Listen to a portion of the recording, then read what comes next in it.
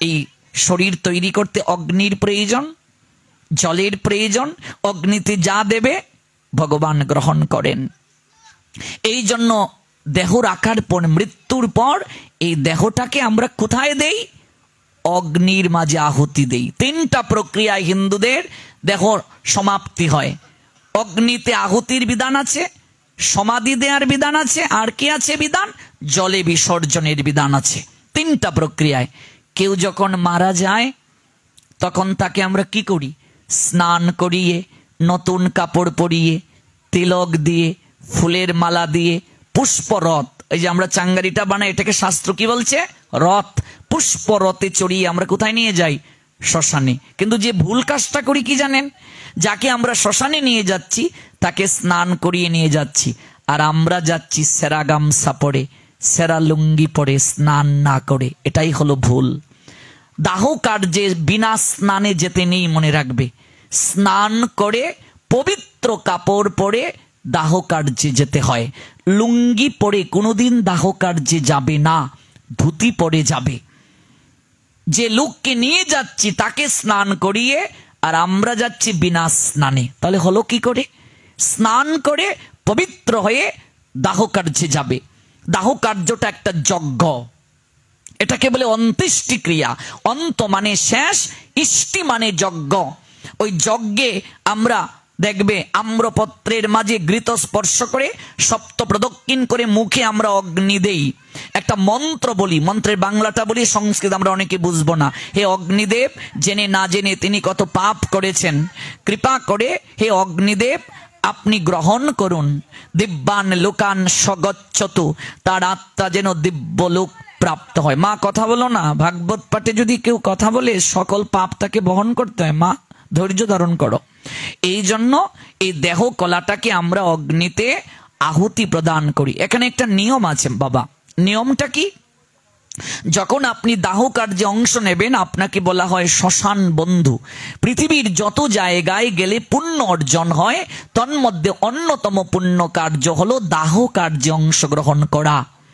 পৃথিবীর যতগুলো দান রয়েছে সর্বশ্রেষ্ঠ দান হলো ভগবানের কথা দান। এই যে এই দান হচ্ছে ভগবানের কথা, এটা হচ্ছে শ্রেষ্ঠ দান। অন্ন দান, বস্ত্র দান, তারপর গুদান, গুদান তো বুঝেন, গাভী দান। আর কি? আর হলো ভূমি দান। যদি কেউ মন্দিরের জন্য ভূমি দেয়, শ্মশানের জন্য ভূমি দেয়, তাহলে ভগবান তার জন্য গোলক বৃন্দাবনে ভূমির ব্যবস্থা করেন। উলুধ্বনি দেবে মাঝে মাঝে ভাগবত পাঠে, গৌর প্রেমানন্দে। মন্দিরের জন্য, ভগবানের জন্য, শ্মশানের জন্য যদি কেউ জায়গা দেয়, ভগবান আপনার জন্য গোলক বৃন্দাবনে জায়গার ব্যবস্থা করে দেন। যারা যায় দাহ কার্যে ওরা শ্মশান বন্ধু। দাহ কার্য যখন শুরু হয়ে যাবে তখন একজন যিনি গীতা পাঠ পারেন তাকে বসিয়ে গীতা পাঠ করাবে, বাকিরা কীর্তন করবে হরিনাম। দাহ কার্য শেষ হওয়ার আগে শ্মশান বন্ধুরা জলও গ্রহণ করতে পারবে না। কিন্তু আমাদের সমাজে দেখা যায় একদিকে দাহ কার্য চলছে, একদিকে মিষ্টি বিতরণ চলছে। কেউ কেউ মুড়ি সানাসুর খাচ্ছে, আবার কেউ কেউ বিড়ি টানছে, লাকড়ি দিয়ে গুঁতো দিচ্ছে।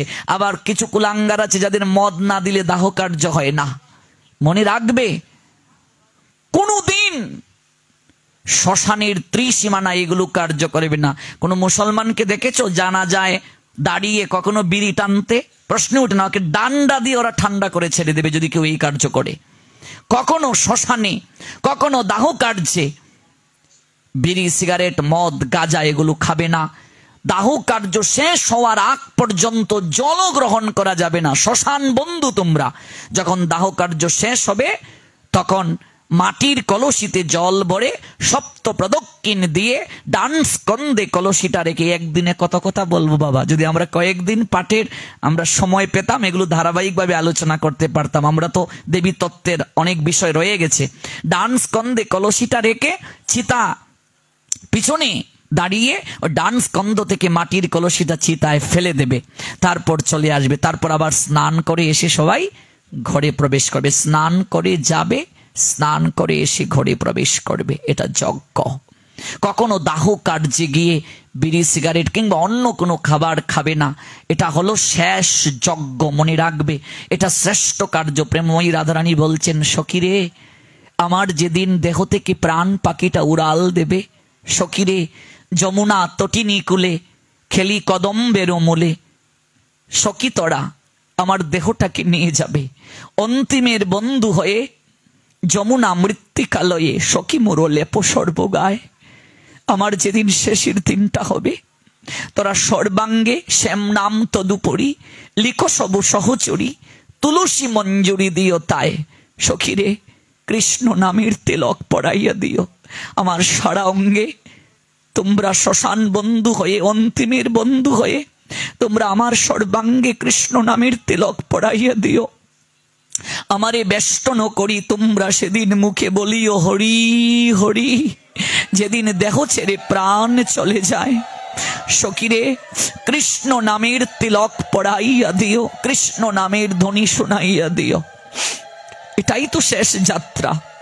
আপনার সঙ্গে জীবিত অবস্থায় কারো কোনো বিষয় নিয়ে শত্রুতা থাকতে পারে, কিন্তু মরার পরে তাকে দেখতে যাবে, শত্রুতা রাখিও না, অপরাধ হবে। এই বাড়ি থেকে ওই বাড়ি নাও যাওয়া হতে পারে, কিন্তু কোনো মৃত লাশ যদি তোমার বাড়ি দিয়ে যায়, কোনোদিন তাকে নিষেধ করিও না। নাম কীর্তন তোমার বাড়ি দিয়ে আসছে, তোমার সঙ্গে ওই বাড়ির সম্পর্ক নাও থাকতে পারে, কোনোদিন না করিও না। সামাজিক অনুষ্ঠানে বিনা নিমন্ত্রণে যাবে না, বিয়েতে বিনা নিমন্ত্রণে যাবে না, শ্রাদ্ধে বিনা নিমন্ত্রণে যাবে না, কিন্তু গীতা পাঠে কখনো নিমন্ত্রণের অপেক্ষা রাখবে না, ভাগবতে নিমন্ত্রণের অপেক্ষা রাখবে না, কীর্তনে নিমন্ত্রণের অপেক্ষা রাখবে না, বৈষ্ণব সেবায় নিমন্ত্রণ লাগে না, এগুলোতে বিনা নিমন্ত্রণে যাবে, অধিক কৃপা হবে, পুণ্য হবে। এগুলোতে যাব আমরা নিজেদের কল্যাণের জন্য, নিজেদের কল্যাণের জন্য। এখানে নিমন্ত্রণ লাগে না বাবা। শুনেছ দৌড় দেবে যে অনেক তো করলাম সংসারের জন্য, একবার একটু পরকালের কথাটাও চিন্তা করি, কি নিয়ে যাব। যেদিন বিচারের কাঠ গড়ায় দাঁড় করানো হবে, কি জবাব দেব তাকে? এলাম যে আমি, বাবারে আমরা সবজি কিনতে যখন বাজারে যাই, তখন আমরা বলি টাটকা সবজিটা দাও। ফল কিনতে গেলে বলি ফলটা পচে গেছে, এটা বাদ দিয়ে দাও।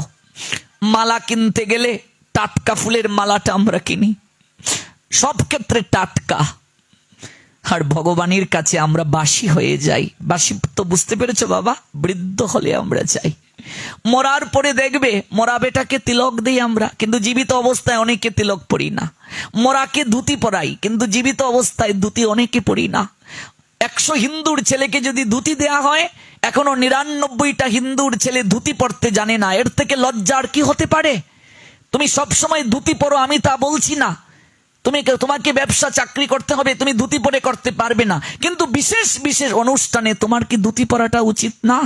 তুমি একটু অঞ্জলি দেবে, ধুতিটা পরে অঞ্জলি দাও। তোমার মেয়ে বাড়িতে কোন কাপড় পরছে এই নিয়ে আমার কথা নাই, কিন্তু অঞ্জলি দিতে যাবে, মা হিসেবে তোমার বলা দায়িত্ব, মা শাড়িটা পরে যা। কীর্তনে যাবে, তোমার উচিত বলা তোমার মেয়েটাকে শাড়িটা পরে যা।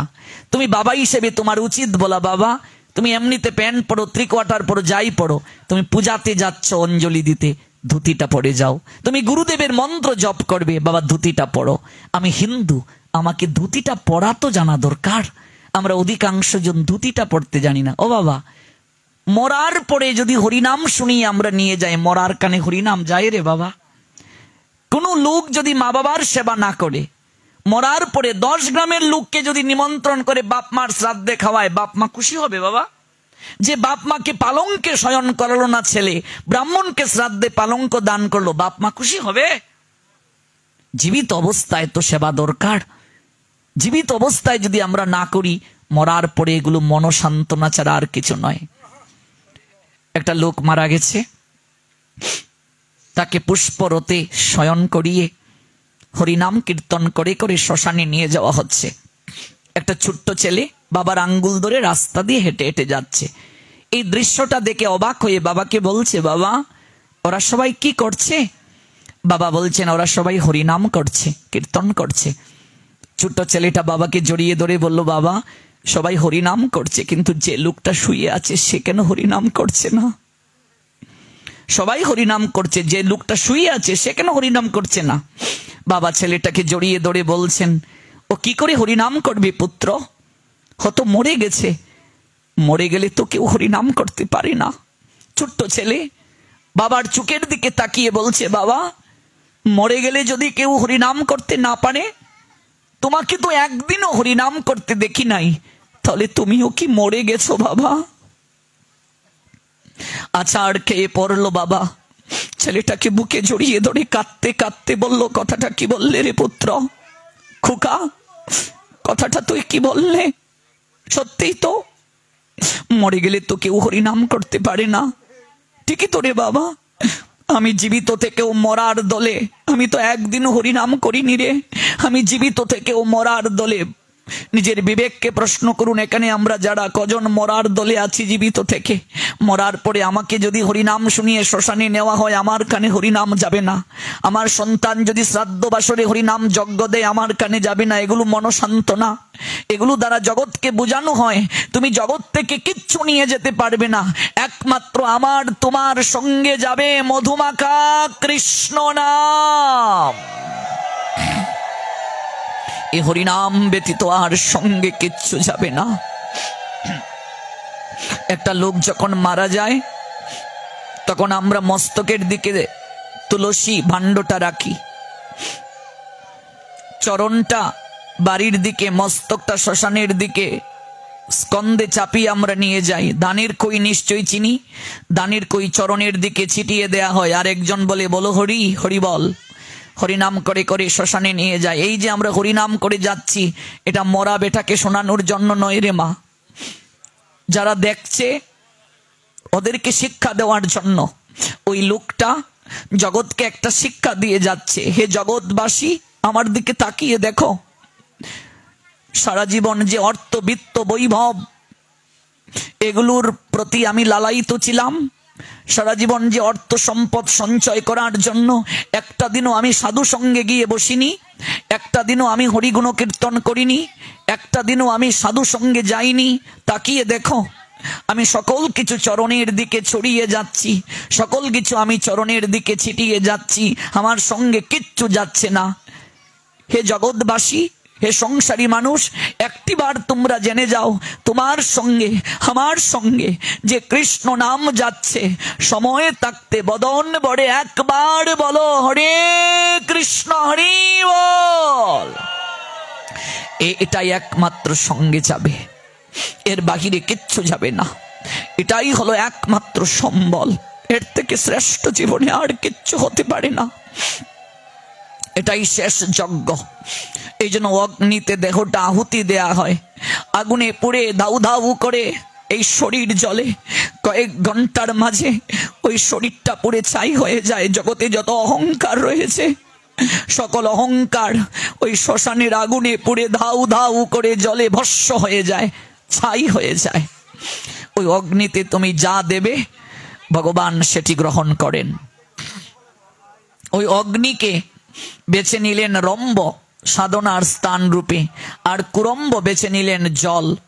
এবার জলের মাঝে কুরম্ব কটুর থেকে কটুর আরাধনা করছেন। ইন্দ্র ভাবছেন কুরম্ব যেভাবে আরাধনা করছে, আমার ইন্দ্রের পটটা সে দখল করে নেবে, তাই ওই কুরম্বের সাধনা নষ্ট করতে হবে। ইন্দ্র তখন কুমিরের রূপ ধারণ করে ওই কুরম্বকে সে বধ করলেন। রম্ভ তার ভাই প্রতিশোধ পরায়ণ হলো, দেবতারা আমার ভাইকে হত্যা করেছে, এর বদলা আমায় নিতে হবে। অগ্নির মাঝে রম্ভ কঠোর থেকে কঠোর আরাধনা করলেন। অগ্নিদেব সাধনায় সন্তুষ্ট হয়ে আবির্ভূত হয়ে তাকে বর দিলেন, তোমার অজেয় দুটো পুত্র সন্তান হবে, যে পুত্র সন্তান মহাপরাক্রমশালী হবে। রম্ভ প্রণাম দিলেন অগ্নিকে। ভালো করে শ্রবণ করুন, কোত্থেকে এলো মহিষাসুর আমরা শ্রবণ করছি, মায়ের এই রূপ কেন আমরা শ্রবণ করছি। অগ্নিদেব অমর হওয়ার বর দিলেন যে তোমার দুটি পুত্র হবে পরাক্রমশালী। রম্ভ অগ্নিকে প্রণাম দিয়ে যাচ্ছেন, হঠাৎ এক অপূর্ব সুন্দরী রমণীর দিকে তার দৃষ্টি পড়ল। কে তুমি দেবী? তোমার এত সুন্দর শরীর, তোমার নাম কি? স্মিত হেসে কন্যাটি বলল, আমার নাম শ্যামলা, আমি মহিষ গোষ্ঠীর রাজার মেয়ে, তোমাকে আমার অনেক ভালো লেগেছে, তুমি কি আমায় পতিরূপে গ্রহণ করবে? শ্যামলা তখন রম্ভের কাছে এসে বলছে, আমাকে তোমার ভালো লেগেছে, কিন্তু আমার পিতার অনুমতি ছাড়া যদি আমি তোমায় বিবাহ করি তারা তো মেনে নেবে না।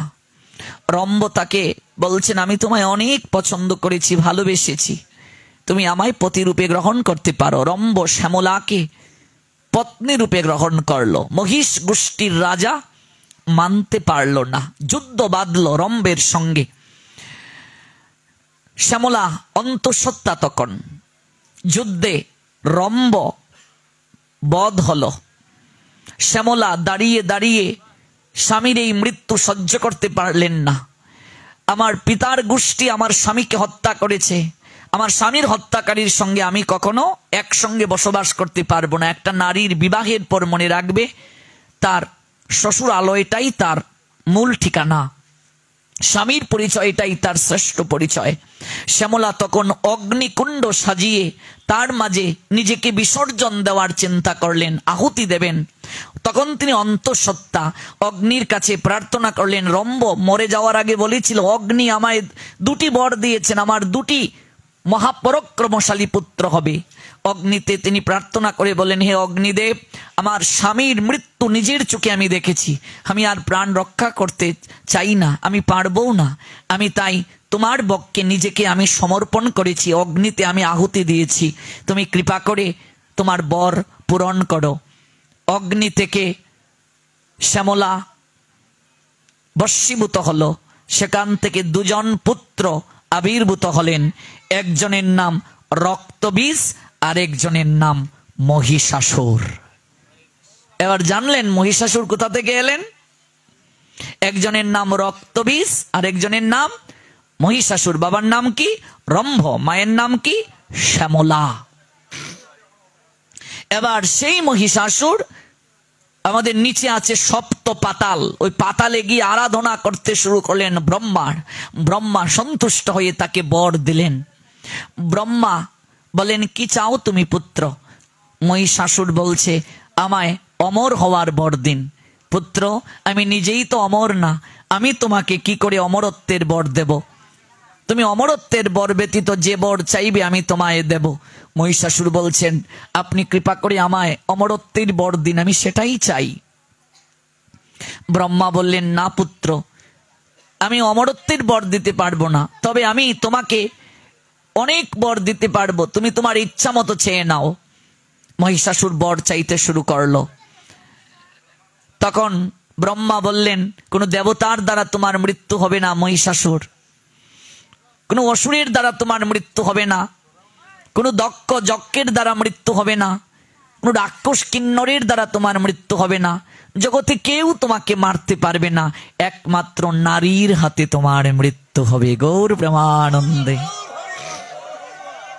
একমাত্র নারীর হাতে তোমার মৃত্যু হবে। এই পাঠগুলো খুব দরকার বাবা, এই পাঠগুলো খুবই দরকার।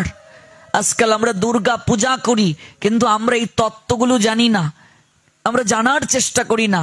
ভাবুন, প্রতিদিন ষষ্ঠী থেকে নবমী পর্যন্ত আমরা যদি এমন করে মা দুর্গার এক এক দিন এক একটা তত্ত্ব নিয়ে আলোচনা শুনতাম, আমরা কত কি জানতে পারতাম। এই জন্য আমি অনুরোধ রাখবো, আপনারা পাঠের ব্যবস্থা করুন। শক্তি তত্ত্বের মাঝে 2 জন দেবী, একজন দুর্গা আর একজন কালী। সহজে পূজা করতে নেই, যদি করো বুঝে করবে, আর যদি শাস্ত্র লঙ্ঘন করে করো তাহলে নির্বংশ হয়ে যাবে। কারণ এই 2 দেবী হলেন বিনাশের দেবী। যদি শাস্ত্র নিয়মে করো 10 হাতে কৃপা পাবে, আর যদি শাস্ত্র লঙ্ঘন করো 10 হাতে কেড়ে নেবে। যত বড় বড় বাড়ি, চৌধুরী বাড়ি, কায়স্থ বাড়ি, শিকদার বাড়ি, হালদার বাড়ি, তালুকদার বাড়ি, রাজা জমিদারদের বাড়ি, আর কোনো মন্দির থাকুক না থাকুক, একটা দুর্গা মন্দির ছিল কি না? আজকে সেই সকল বাড়ির কোনো অস্তিত্ব আছে বাবা? কেন নেই? কারণ মা দুর্গা 10 হাতে দিয়েছেন, যেমন কেড়েও নিয়েছেন। এই জন্য আমি অনুরোধ রাখবো, আমি আপনাদের এখানেই ছিলাম, আরতির পর আপনারা যে নৃত্য করেছেন সেখানে লারে লাপ্পা গান না দিয়ে একটু ধর্মীয় গান দিলে কি আর একটু সুন্দর হতো না? সুন্দর হতো না? কোন ধার্মিক মুসলমানকে দেখেছেন তারা তাদের মাদ্রাসা, মক্তবে, ওয়াজ মাহফিলে গজল ছাড়া আর কোনো গান গাইতে বাজাতে? দেখেছেন কাউকে? কোন বৌদ্ধকে দেখেছেন তাদের পেগুডায়, তাদের মন্দিরে ধর্মীয় গান ছাড়া আর কোনো বাজাতে? কোন খ্রিস্টানকে দেখেছেন তাদের গির্জায় ধর্মীয় গান ছাড়া আর কোনো গান তারা বাজাতে? তারা বাজায় না। কেন? এটা সংস্কৃতি। আপনি ক্লাবে যে গানটা বাজাবেন ওই গানটা যদি পূজার মণ্ডপে বাজে তাহলে মন্দির আর ক্লাব তো এক হয়ে গেল। বিয়ে বাড়িতে যে গানটা বাজাবেন সেই গানটা যদি আপনি পূজার মন্দিরে বাজান তাহলে তো বিয়ে বাড়ি আর পূজার মন্দির এক হয়ে গেল। এই জন্য পরের বছর থেকে আপনারা ধর্মীয় গান বাজিয়ে নৃত্য করবেন। কত সুন্দর ধর্মীয় গান আছে, শ্যামা সঙ্গীত বাজান, ধর্মীয় গান বাজিয়ে রাধারানীর গান বাজান, গোবিন্দের গান বাজান, ধর্মীয় গান বাজিয়ে প্রাণ ভরে নাচুন, কেউ বাধা দেবে না। কিন্তু আরতির সময় গান নয়, কেবল ঢাক বাজিয়ে আরতি করবেন। মা ঢাকের শব্দে সবচেয়ে বেশি সন্তুষ্ট হন। ঢাক ছাড়া কখনো মায়ের পুজো সম্পূর্ণ হয় না।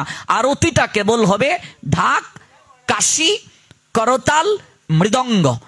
মৃদঙ্গ থেকেও ঢাক হচ্ছে শক্তি পূজায় সবচেয়ে বেশি প্রাধান্য, আর বিষ্ণু পূজায় মৃদঙ্গ, মানে কৃষ্ণ পূজায়, হরিবাসরে, মন্দিরে এগুলো হচ্ছে মৃদঙ্গ। কিন্তু মায়ের যে পূজা, শক্তি পূজা, ঢাক ছাড়া হবে না। ঢাকের তালে কমর দুলে একটা গান আছে কি নেই? ঢাক ছাড়া কখনো সম্পূর্ণ হবে না। আমি অনুরোধ রাখবো পুজোতে আপনারা হিন্দি গানের তালে তালে নাচবেন না। এটার মতো শাস্তি আর, এত কঠিন শাস্তি আর হবে না। মা কষ্ট পান, মা আনন্দিত হন না। আজকাল বিভিন্ন জায়গায় দেখবেন ডিজে মুক্ত পূজা লেখা হয়, প্রায় সব জায়গাতে এগুলো চালানো হয় না। ধর্মীয় অনেক গান আছে যে গানগুলো বাজিয়ে সবাই মিলে নাচুন, কেউ খারাপ বলবে না, কেউ খারাপ বলবে না। এই জন্য বয়োজ্যেষ্ঠ যারা আপনারা দুই গ্রামের, আমি তাদের কাছে অনুরোধ রাখবো আপনারা এই দায়িত্বটা নিন। ইয়াং জেনারেশন, এই যে অরুণোদয় যুব সংঘ, তাদেরকেও বলবো তোমরা হিন্দি গান বাজানোর অন্য জায়গা আছে, কিন্তু মন্দির নয়, পূজা মণ্ডপ নয়, সেখানে ধর্মীয় গান বাজাও। অনেক গান আছে ধর্মীয় গান, যে গানগুলো বাজিয়ে আমরা নৃত্য করতে পারি, আনন্দ করতে পারি, তালে তালে নাচবো। আমাদের সিলেটের তো সংস্কৃতি ধামাইল, ধামাইল গাইতে পারো, কীর্তন গাইতে পারো, আনন্দ করো সবাই মিলে। কিন্তু যে গানগুলো মায়ের সন্তুষ্টি হয় না, আমরা পুজো কেন করছি? মানুষকে দেখানোর জন্য না মাকে সন্তুষ্ট করার জন্য? মা সন্তুষ্ট হলেই তো আমরা আনন্দ পাবো, মা সন্তুষ্ট হলেই তো আমাদের কৃপা হবে। তো মা যেখানে সন্তুষ্ট নয় সেই পূজার দ্বারা আমাদের কি কল্যাণ হবে? এই জন্য সব জায়গায় এখন মানুষ একটু একটু করে সচেতন হওয়া শুরু করছে, জাগ্রত হওয়া শুরু করছে। সচেতন যদি না হই, আমরা জাগ্রত যদি না হই, তাহলে আমরা দিন থেকে দিন আস্থা করে পতিত হয়ে যাব। মা 5 দিনের জন্য এসেছেন বাবার বাড়িতে। আচ্ছা, আপনার কানের সামনে যদি সারা রাত আপনি কোথাও বেড়াতে গেলেন 4-5 দিনের জন্য অতিথি হয়ে, আপনার কানের সামনে যদি বক্স শুধু সারা রাত ঠিচে ঠিচে ঠিচে চলতে থাকে, আপনি আনন্দ পাবেন? আপনার ঘুম হবে? মাকে নির্ধারিত সময়ে শয়নী দিতে হবে, ভোরবেলা জাগাতে হবে। আজকাল দেখবে সব পূজা মণ্ডপে শহরগুলোতে সারা রাত ব্যাপী পূজা দেখা হয়, মায়ের বিশ্রাম নাই। এগুলো কে বুঝাবে বলুন? মানুষ আজকাল এগুলো জানতে চায় না। এই যে ঠাকুরদা পুজো করলেন, পুজোর পর মাকে বিশ্রামে দিয়েছেন মন্ত্রের মাধ্যমে, বিদায়ের বেলা মন্ত্রের মাধ্যমে বিদায় দেন। এগুলো বুঝতে হবে। একটা আনন্দের একটা সময় আছে, ভোরবেলা মাকে জাগরণ করা হবে, আরতি হবে, আবার মঙ্গল আরতি, আমরা আনন্দ করব। কিন্তু সেই আনন্দটা যেন তামসিক না হয়, আনন্দটা হবে সাত্বিক। গীতায় 3টা শব্দ আছে, সাত্বিক, রাজসিক, তামসিক।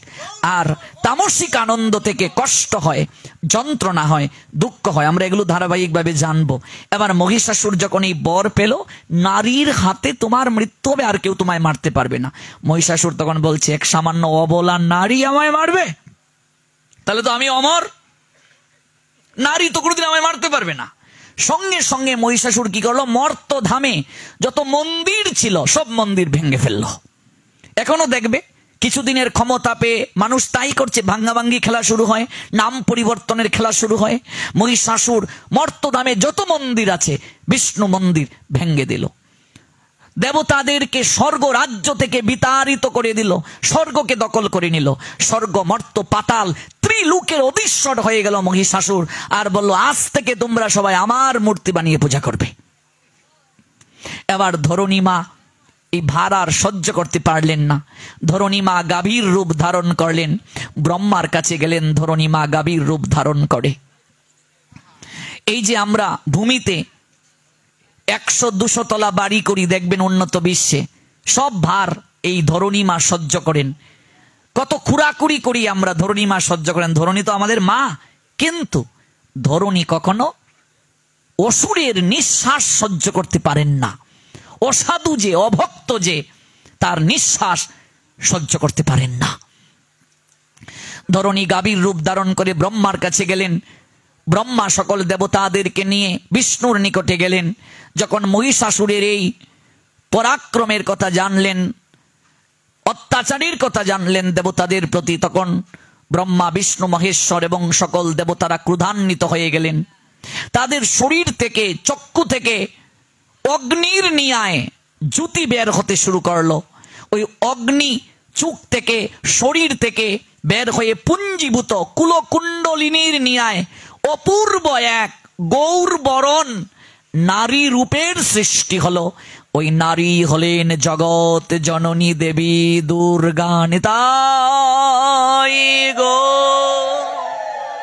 সীতানাথ প্রেমানন্দে হরি বল। এবার বুঝতে পারলেন মা দুর্গা কোথা থেকে এলেন? সকল দেবতাদের ক্রোধ থেকে, সকল দেবতাদের ক্রোধের বহিঃপ্রকাশ। চক্ষু থেকে, কর্ণ থেকে এবং শরীর থেকে দিব্য জ্যোতি বের হলো। ওই জ্যোতি একত্রিত হয়ে কুলকুণ্ডলিনী রূপে একটা দেবী প্রতিমা সৃষ্টি হলো। কারণ তিনি তো বর পেয়েছিলেন। বরটা কি? ব্রহ্মা বলেছিলেন নারী ব্যতীত কেউ তোমায় মারতে পারবে না। তাই নারীর সৃষ্টিটা আবশ্যক ছিল। নারী হলো শক্তি, মনে রাখবে। ওই পুরুষকে নারী শক্তি মান করে। ত্রিনয়নী তিনি, তিনটা নয়ন। মায়ের নয়ন কয়টা?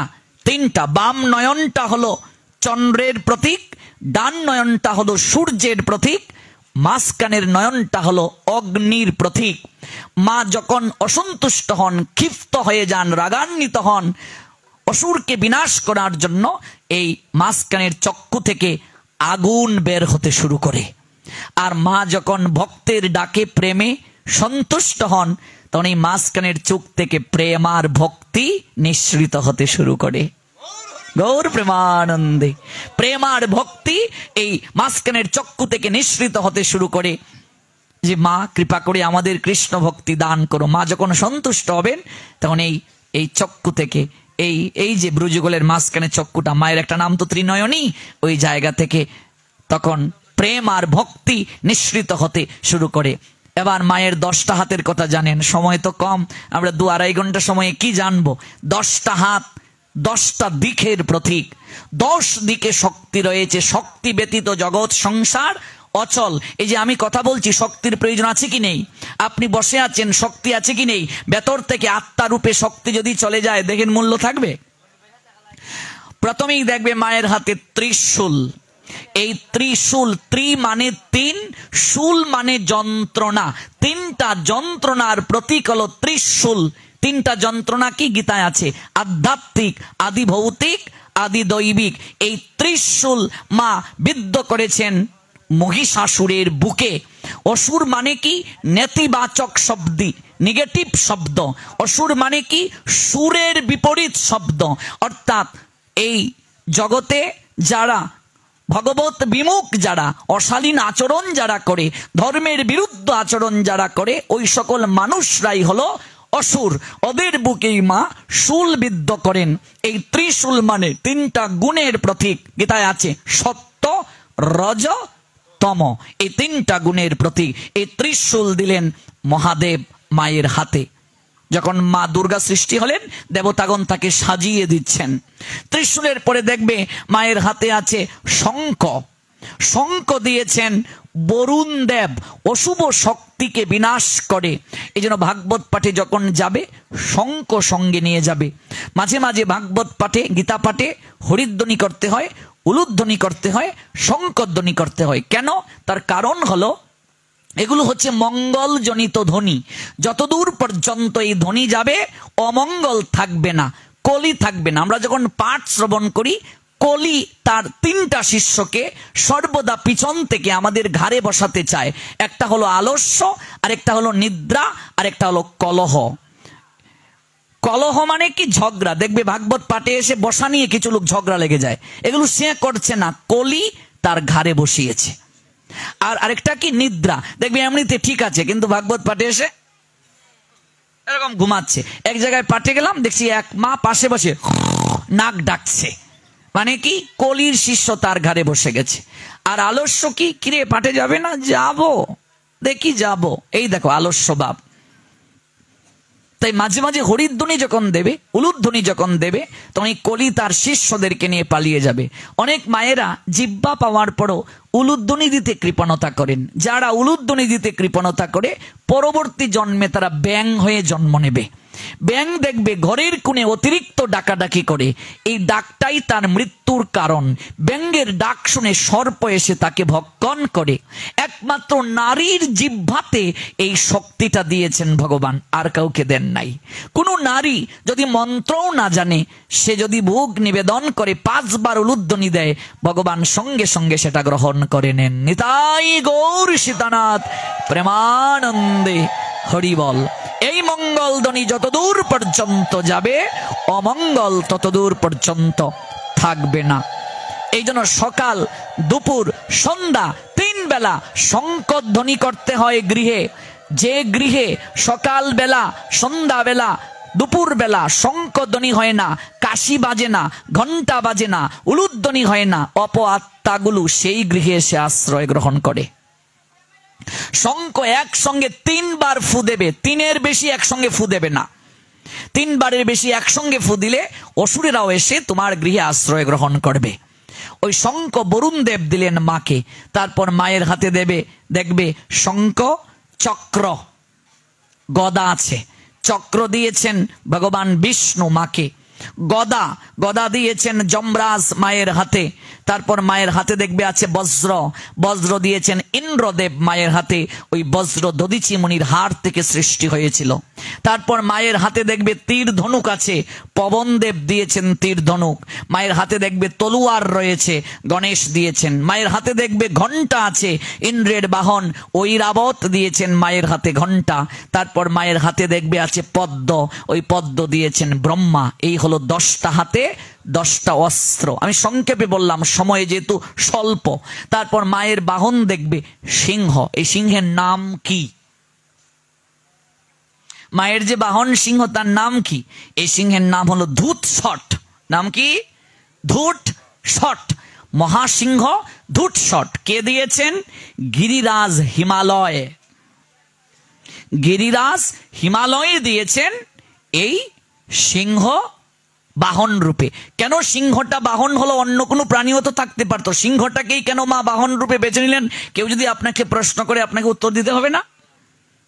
মহাদেবকে স্বামী রূপে লাভ করার জন্য মা যখন কঠোর থেকে কঠোর আরাধনা করতে শুরু করলেন, তখন মহাদেব সন্তুষ্ট হয়ে মাকে দর্শন দিলেন। দেবী, কি চাও তুমি আমার কাছে? এত কঠোর যে তুমি আরাধনা করছো? তখন মা বললেন, আমি তোমাকে পতিরূপে লাভ করতে চাই। কারণ মহাদেবীর মতো এত অনুরাগ এবং এত প্রীতি নির্ভর জগতে আর কেউ নাই। বলছেন, আমি তোমাকে পতিরূপে লাভ করতে চাই। তখন সন্তুষ্ট হলেন, গ্রহণ করলেন মাকে। মা এত কঠোর থেকে কঠোর আরাধনা করেছিলেন, একেবারে আধারে মা, আধার মানে কি? অন্ধকার। অন্ধকারে মা বিলীন হয়ে গিয়েছেন, গায়ের বরণটা কালো হয়ে গিয়েছিল মার। তাই মহাদেব এই দৃশ্যটা তো দেখেছিলেন, সাধনায় যখন সন্তুষ্ট হয়ে দর্শন দিয়েছিলেন। বিয়ের 1 দিন পর মহাদেব তাকে একটু, পার্বতীকে অর্থাৎ মাকে একটু হাস্যরসে বলেছিলেন, তুমি আমাকে প্রাপ্তির জন্য এত কঠোর আরাধনা করেছিলে, তুমি তো গৌর বরণা, কিন্তু তুমি কালী হয়ে গিয়েছিলে, কালো হয়ে গেছিল তোমার গায়ের বরণটা। একটু ব্যঙ্গাত্মক ভাবে, একটু তামাশা চলে কথাটা বললেন। পার্বতীর অভিমান হলো, তুমি আমায় কালী বললে, কালো বললে। অভিমান করে তিনি কৈলাস থেকে চলে গেলেন, গিয়ে আবার সাধনায় বসলেন। ওই সাধনায় যখন বসলেন, তখন একটা ক্ষুধার্ত সিংহ তেরে এলো ভক্ষণ করার জন্য। কিন্তু মা কঠোর থেকে কঠোর আরাধনায় মগ্ন ছিলেন। সিংহটা তখন বিস্মিত হয়ে গেল, এমন করেও কেউ আরাধনা করতে পারে? ক্ষুধার্ত সিংহ অপেক্ষা করতে শুরু করলো কখন দেবী পার্বতীর ধ্যান ভাঙবে আর ক্ষুধার্ত সিংহটা তাকে ভক্ষণ করবে। মহাদেব সন্তুষ্ট হয়ে তাকে আবার দর্শন দিলেন, বলেন, হে গৌর বরণা দেবী, তোমার অভিমান ব্যঙ্গে আমার সঙ্গে চলো। মায়ের গায়ের রংটা গৌর বরণ, এই জন্য মায়ের একটা নাম হলো গৌরী। নাম শুনেছেন তো মায়ের? গৌরী, গৌর বরণা। তখন মা স্নান করতে গেলেন। যখন তিনি স্নান করে উঠলেন গঙ্গা থেকে, তখন ওই যে কালো হয়ে গিয়েছিল গায়ের বরণ আরাধনায়, তখন মা কৌশিকী কালী রূপে আবির্ভূত হলেন। এই জন্য দেখবে পুজোতে কালী পূজাটাও করা হয়, নিশ্চয় আপনারাও করেছেন। কৌশিকী, এই কালী রূপটা হলো কৌশিকী। মা যে কালো বরণ ধারণ করেছিলেন আরাধনা করে, তখন কালী রূপে তিনি আবির্ভূত হয়েছিলেন। আর তখন ওই যে সিংহটাকে অপেক্ষায় রেখেছিলেন, গিয়ে দেখেন সিংহটা বসে আছে। মা বললেন, তুমি এতদিন যাবৎ প্রতীক্ষায় রইলে, যাও আমি তোমাকে বর দিলাম, তোমার ধৈর্য, তোমার সহিষ্ণুতা এবং তোমার যে রাজকীয় ভাব, রজভাব, এই জন্য আমি তোমাকে বাহন রূপে গ্রহণ করব। ওই সিংহটাকে মা বাহন রূপে গ্রহণ করলেন। এর নাম হলো মহাসিংহ দুটশট। হিমালয় এটিকে দান করেছিলেন মাকে। মা তখন দশভুজা হয়ে, 10 ভুজা মানে 10 দিকে শক্তি নিয়ে, সর্বদেবতার শক্তি নিয়ে মা তখন মহিষাসুরের সঙ্গে যুদ্ধে লিপ্ত হলেন। এরপরের ঘটনা আপনারা জানেন। মহিষাসুরের বুকে শূলবিদ্ধ হলো। মহিষাসুর সর্বপ্রথম বলল, এক সামান্য অবলা নারী আমায় বধ করবে, কেউ আমার সঙ্গে পরাক্রম দেখে পারেনি। মা তখন বললেন, জগতের নারীকে অবলা ভাবিও না, নারী হলো শক্তি, ওই শক্তির দ্বারা পুরুষ শক্তিমান হয়। মহিষাসুরের বুকে শূলবিদ্ধ হলো। আপনাদের মনে প্রশ্ন জাগতে পারে, তাহলে অসুর, তার বুকে শূলবিদ্ধ হলো, ওই অসুরটাকেও তো আমরা পূজা করি, করি কি না? তাকেও তো বস্ত্র আমরা দিই। এমনকি ঠাকুরদা যে পূজা করেছে জিজ্ঞেস করবেন, সেখানেও মন্ত্র উচ্চারণ করা হয়, তাকেও ধুতি বস্ত্র দান করা হয়। আপনাদের মনে প্রশ্ন জাগতে পারে, এটা কেন? অসুর যখন শূলবিদ্ধ হলো, তখন সে পরাজিত হয়ে মায়ের কাছে আত্মসমর্পণ করলো। মহা অপরাধীও যদি কেউ মায়ের কাছে আত্মসমর্পণ করে, মহা অপরাধীও যদি কেউ ভগবান কৃষ্ণের কাছে আত্মসমর্পণ করে, এত করুণাময়ী মা, ভগবান এত করুণাময়, তার অপরাধ ক্ষমা করে দেন। মা যখন মা বলে ডাকলো, তখন দেবী দুর্গার মনটা গলে গেল। মা, তুমি আমায় ক্ষমা করে দাও, কি চাও তুমি আমার কাছে? মহিষাসুরকে বলছেন, যাও, তুমি যে তোমার ভুল বুঝতে পারলে, বলো তুমি কি চাও। মহিষাসুর তখন বললেন, তুমি যখন মর্তদামে যাবে পুজো প্রাপ্তির জন্য, তখন আমিও তোমার চরণ তলে সতত আমি তোমার সঙ্গে যাব, তুমি আমাকে কৃপা করে এই বর প্রার্থনা করো। তাই গৌর সীতানাথ প্রেমানন্দে মা তাকে বর প্রদান করলেন।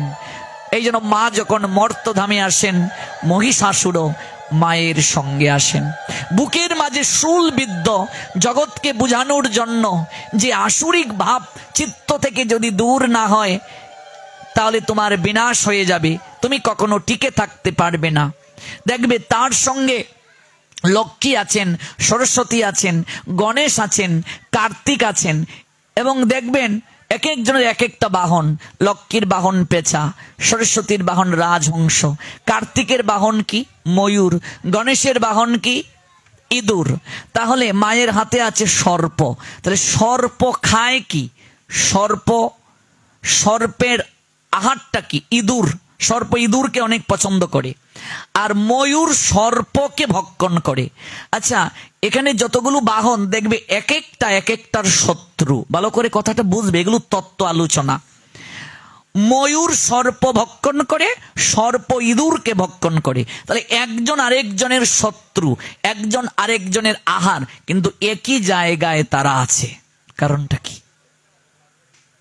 তার কারণ হলো, এটার মাধ্যমে মা জগৎকে একটা মেসেজ দিচ্ছেন, বার্তা দিচ্ছেন, তুমি যদি এক না হও, মানে একত্রে যদি না থাকো, সনাতনী হিন্দুদের মাঝে ঐক্যতা যদি না থাকে, তাহলে যতই তারা শক্তিশালী হোক না কেন, একদিন তাদের বিনাশ হয়ে যাবে। মতের পার্থক্য থাকতে পারে, মতানৈক্য থাকতে পারে, কিন্তু তোমার অস্তিত্ব রক্ষার জন্য, ধর্ম রক্ষার জন্য, অসুরকে বিনাশ হওয়ার জন্য সব মত পথ বিভেদ ভুলে একটা জায়গায় তোমাদেরকে আসতে হবে। এই জন্য সর্প ইঁদুরকে ভক্ষণ করে, ময়ূর সর্পকে ভক্ষণ করে, এগুলো তাদের ব্যক্তিগত শত্রুতা।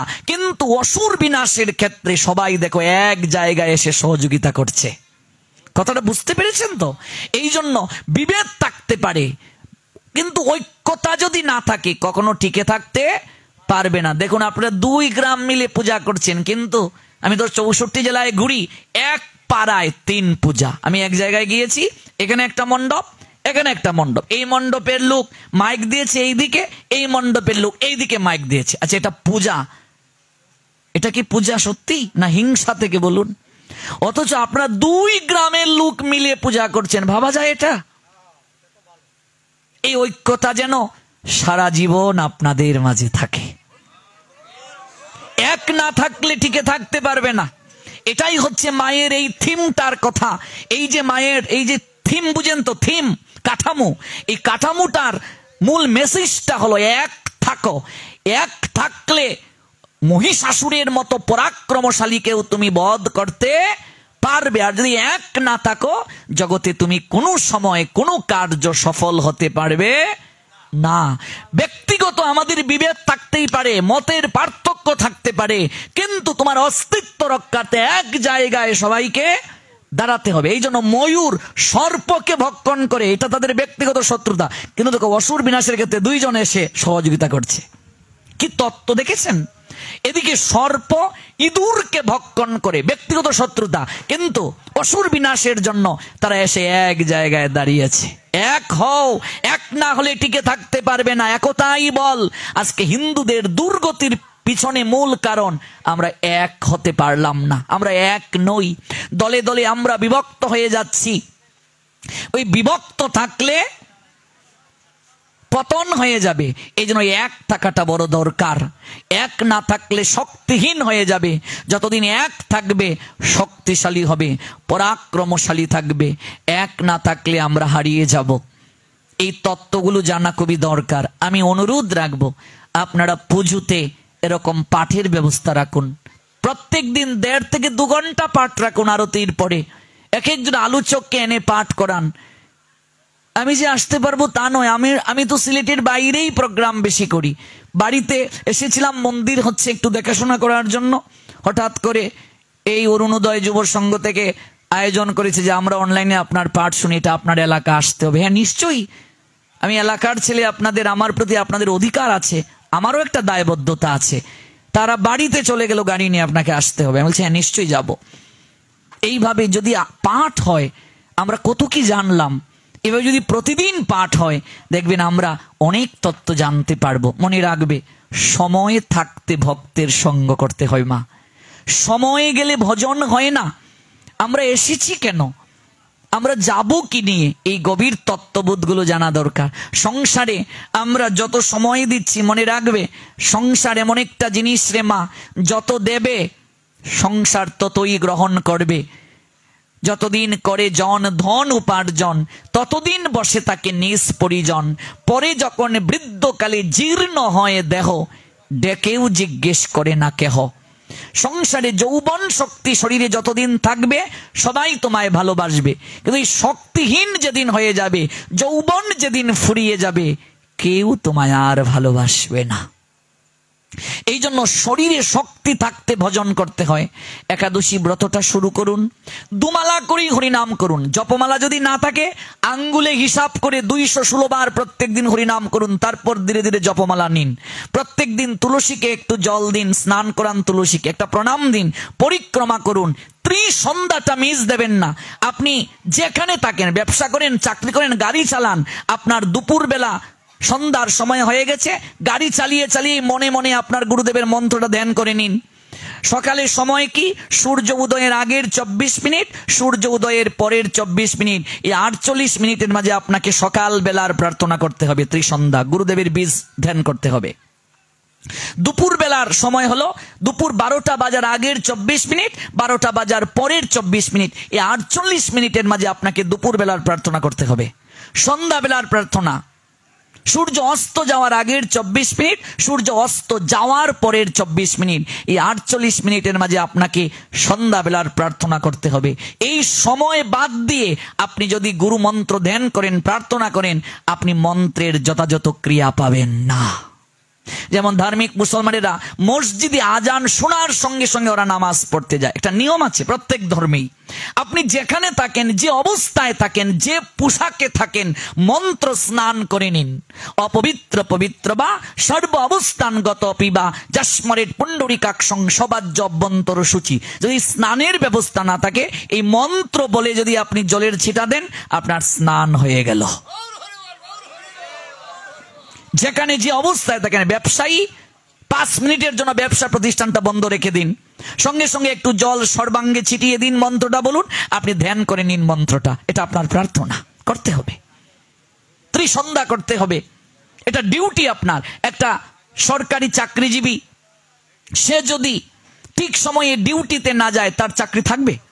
আপনি একটা কোম্পানিতে চাকরি করেন, ঠিক সময়ে যদি আপনি ডিউটিতে না যান, 1 দিন 2 দিন 3 দিন আপনি অজুহাত দেখালেন, ক্ষমা হবে, কিন্তু আপনি যদি অনবরত আপনি সঠিক সময়ে ডিউটিতে না যান, আপনার চাকরি থাকবে? তাহলে আমরা যে এলাম, আমাদেরও একটা ডিউটি আছে। কৃষ্ণচন্দ্র জমিদার মুর্শিদাবাদ জেলায় জন্ম নিয়েছিলেন এই ভারতবর্ষে।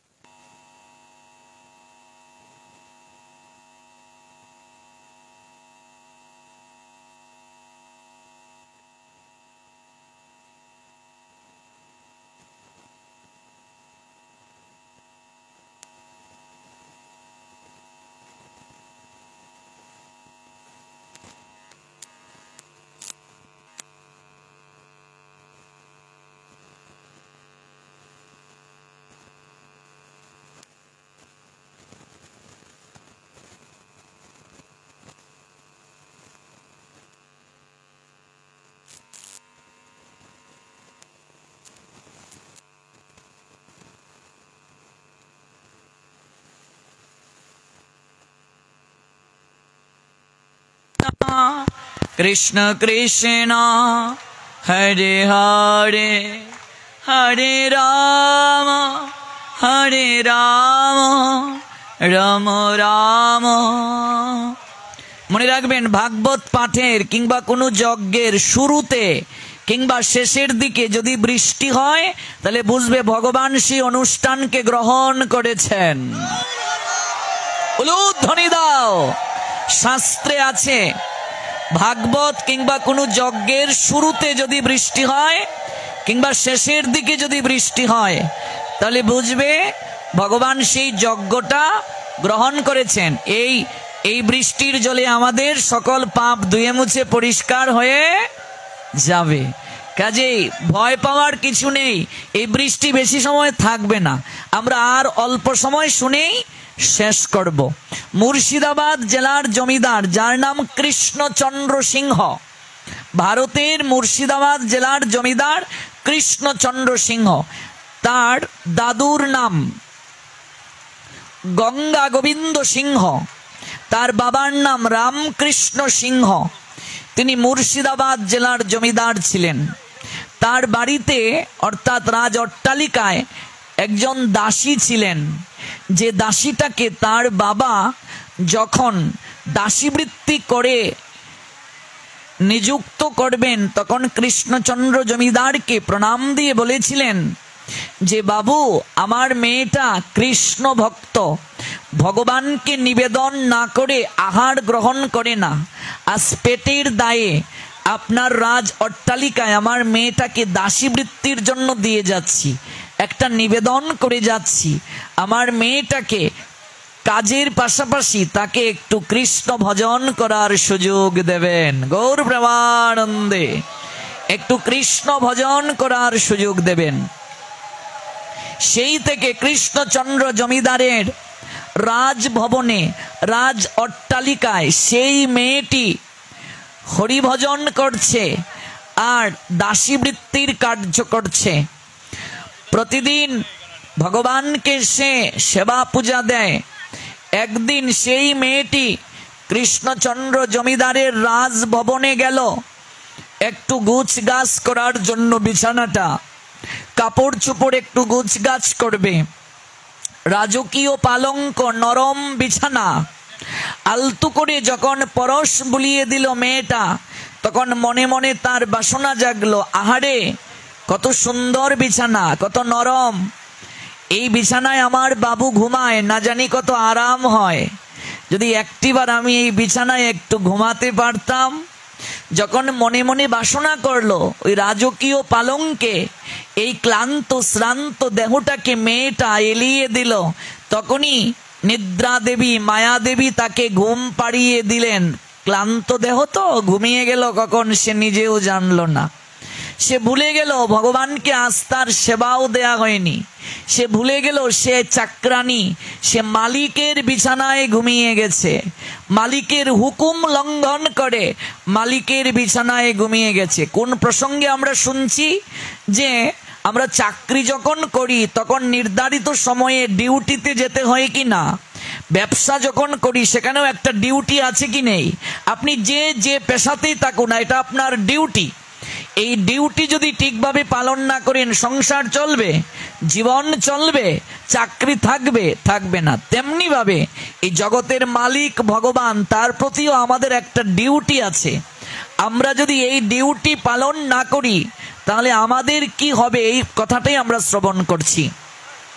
কৃষ্ণচন্দ্র জমিদার শয়নের কক্ষে গেলেন, গিয়ে দেখলেন তার রাজভবনে, রাজ অট্টালিকায়, তারই রাজকীয় পালঙ্কের নরম বিছানায় তার ঘরের দাসীটা কাজ ফাঁকি দিয়ে হুকুম লঙ্ঘন করে ঘুমিয়ে আছে।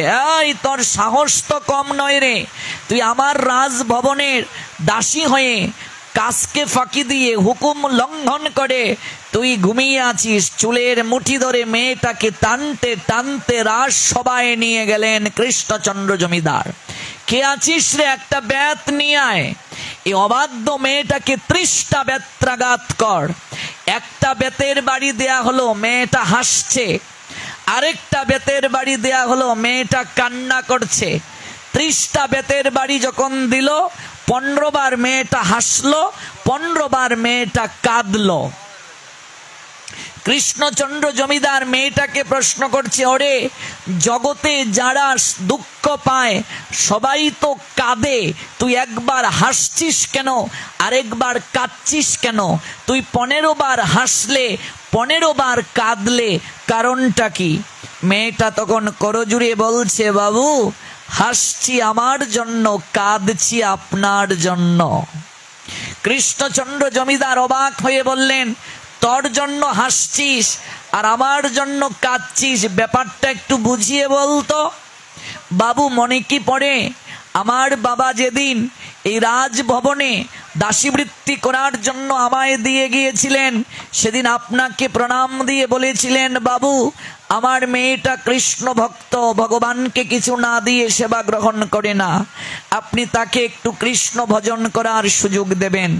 সেই দিন থেকে আপনার রাজভবনে আমি দাসীবৃত্তি করছি, কোনোদিন আমার এমন হয় না আমি আজ আপনার শয়ন কক্ষে গেলাম, পালঙ্কের, রাজকীয় পালঙ্কের দৃষ্টিতে আমার নয়ন গোচরিত হলো, স্পর্শ করলাম আলতু করে, হৃদয়ে মাঝে বাসনা জাগলো, আহারে কত নরম বিছানা, যদি একটিবার শয়ন করতে পারতাম।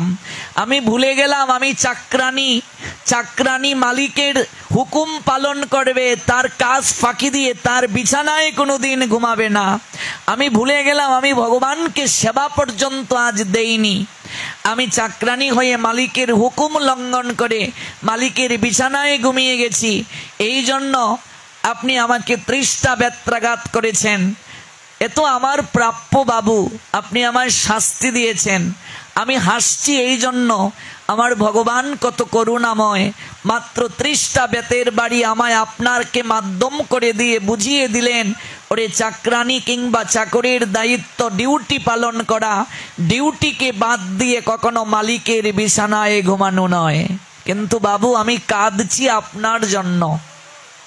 এই জগতে আমি যেমন চাকরানী, আপনার শত শত রাজভবনে চাকর যেমন আছে, আপনিও চাকর। আপনি আমি এই জগতে সবাই গোবিন্দের চাকর। আপনি কখনো রাজমুকুট সঙ্গে নিয়ে আসেননি, আপনি কখনো রাজ সিংহাসন সঙ্গে নিয়ে আসেননি, আপনি এই কখনো রাজত্বটা সঙ্গে নিয়ে আসেননি। আপনি নগ্ন হয়ে এসেছিলেন, নগ্ন হয়ে যাবেন। এই জগতে একজনই মালিক, তিনি গোবিন্দ। আমরা সবাই তার চাকর আর চাকরানী। মাত্র কয়েক ঘন্টা আপনার ডিউটি পালন না করার কারণে, এই বিছানায় ঘুমানোর কারণে আপনি আমাকে 30টা বেতের বাড়ি দিলেন। কিন্তু আমি কাঁদছি আপনার জন্য। আমি এত বছর ধরে আপনার রাজভবনে আছি, আমি একটা দিনও আপনাকে ওই মালিকের একটা ডিউটি পালন করতে দেখি নাই বাবু। একটা দিনও আপনাকে ঠাকুর গড়ে গিয়ে বসতে দেখি নাই, একটা দিনও আপনাকে একাদশী ব্রত করতে দেখি নাই, একটা দিনও আপনাকে হরিনাম করতে দেখি নাই, একটা দিনও আপনাকে সাধু সঙ্গ করতে দেখি নাই, একটা দিনও আপনাকে ওই মালিকের একটা বাক্য পালন করতে দেখি নাই। আপনি মাসের পর মাস, বছরের পর বছর ওই মালিকের ডিউটিকে লঙ্ঘন করে এই রাজকীয় পালঙ্কের নরম বিছানায় শয়ন করে আসছেন। মাত্র কয়েক ঘন্টা যদি আপনার হুকুম লঙ্ঘন করার কারণে আপনি আমাকে 30টা বেতের বাড়ি দিতে পারেন, আমি কান্না করছি আপনার জন্য সারাটা জীবন। ওই মালিকের হুকুম লঙ্ঘন করার কারণে না জানি শেষের দিনে আপনার জন্য ওই মালিক কয়টা বেতের বাড়ি জমা করে রেখেছেন। গৌর প্রেমানন্দে ভাবুন কথাটা কি। এটা বাস্তব ঘটনা। 1775 খ্রিস্টাব্দে আচারকে মাটিতে পড়লো কৃষ্ণচন্দ্র জমিদার। কথাটা কি বললে রে?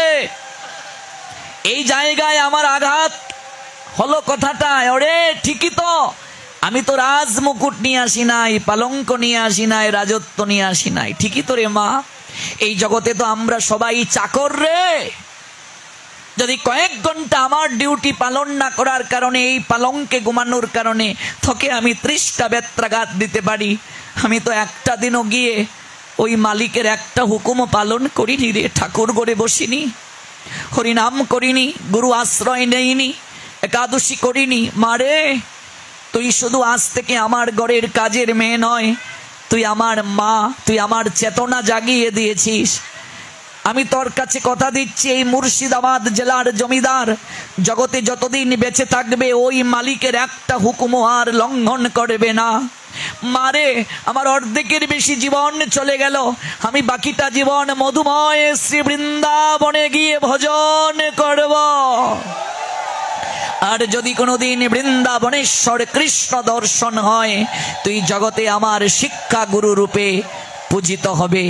এই মুর্শিদাবাদ জেলার জমিদার কৃষ্ণচন্দ্র সিংহ মধুময় শ্রী বৃন্দাবনে চলে গেলেন কৃষ্ণ ভজন করার জন্য।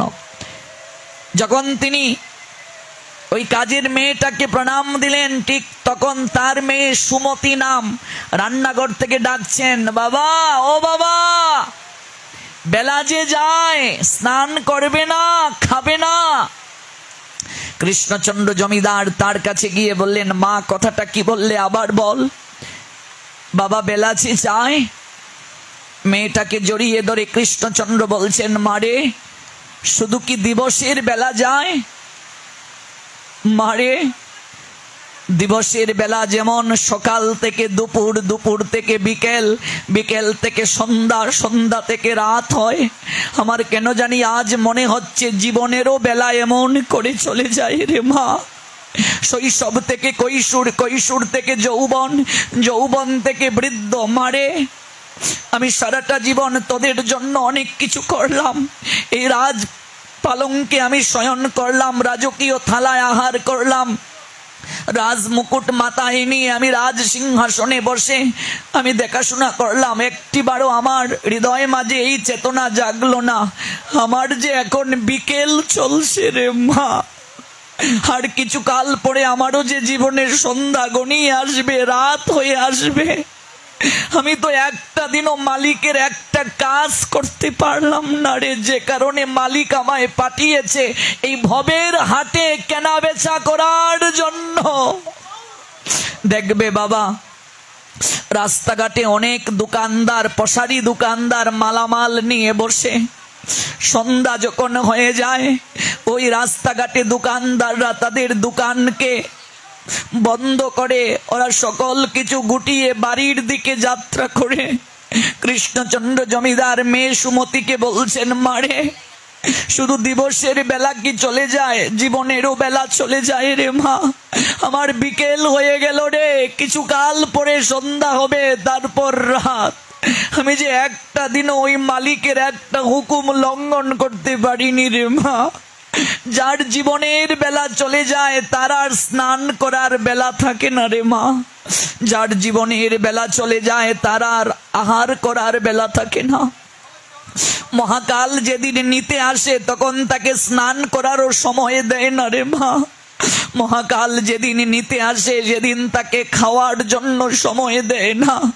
আমি তোদের জন্য অনেক করেছি, বাকিটা জীবন আমি মালিকের হুকুম পালন করতে চাই। আমায় বিদায় দে, আমি চলে যাব মধুময় শ্রী বৃন্দাবন।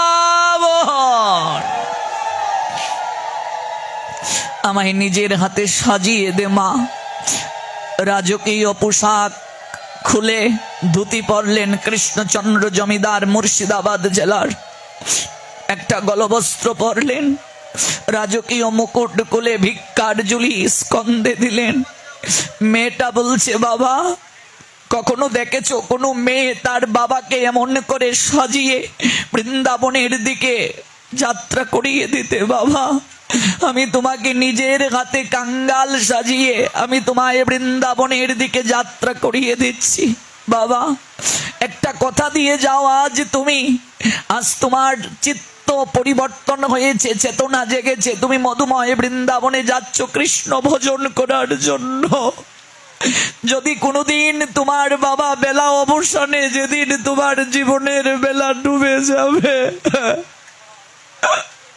যেদিন তোমার জীবন বেলা ডুবে সন্ধ্যা গনিয়ে আসবে, সেই মুহূর্তেও যদি কোনোদিন তোমার মালিক, এই জগতের মালিক, বিশ্ব ব্রহ্মাণ্ডের মালিক ভগবান শ্রী গোবিন্দের সঙ্গে দর্শন হয়, সাক্ষাৎ হয়, তুমি আমার একটা কথা তার কাছে বলিও, বাবা, পিছনে এক হতভাগিনী দাঁড়িয়ে আছে। আমারও যেদিন পিঞ্জিরা থেকে, দেহ পিঞ্জিরা থেকে প্রাণ পাখিটা উড়াল দিয়ে ভব নদীর ঘাটে দাঁড়াবে, সেদিন তোমার গোবিন্দ যেন বইটা হাতে নিয়ে নৌকা বেয়ে ভবের ঘাটে আসে আমায় তুলে নেয়ার জন্য। গৌর প্রেমানন্দে তুমি মধুময় শ্রী বৃন্দাবনে গিয়ে আমার কথাটা বলিও। এই কৃষ্ণচন্দ্র জমিদার চলে গেলেন বৃন্দাবন, সেখানে কৃষ্ণ ভজন করলেন। একদিন তার কৃষ্ণ দর্শন হলো। শুধু কৃষ্ণচন্দ্র জমিদারের বেলা যায় না রে মা, আমাদেরও জীবনের বেলা চলে যাচ্ছে। কি নিলাম হিসাব হবে, কি নিয়ে এলাম, কি নিয়ে যাব। তাই আজ পরম বৈষ্ণবী দেবী দুর্গা মায়ের চরণে আমরা এই প্রার্থনা নিবেদন করে যাই, মা যেন আমাদের কৃষ্ণ ভক্তি দান করেন, আমাদের অপরাধ ক্ষমা করে যেন কৃষ্ণ ভক্তি দেন, প্রেম দেন। ভবের ঘাটে যেন স্বয়ং গোবিন্দের চরণ তরিতে আমরা আরোহণ করে এই ত্রিতাপ দগ্ধিমত সংসার যন্ত্রণা থেকে বিশ্রাম পাই। আজকে এখানেই বিশ্রাম টানছি। অরুণোদয় যুব সংঘ তাদের এই প্রয়াস, তাদের এই ব্যবস্থা অত্যন্ত সুন্দরভাবে সমাপন হয়েছে। মা তাদেরকে আরো কৃপা করুন। আপনাদের আয়োজনকারী গ্রামবাসী টাকাটুকিয়া এবং গোবিন্দপুর তথা আশেপাশের সকল গ্রাম থেকে যারা এসেছেন, আপনাদের উপরে মায়ের কৃপা হোক, কৃষ্ণ প্রেম ভক্তি জাগ্রত হোক। আবার হবে তো দেখা, এই দেখাই শেষ দেখা নয় তো।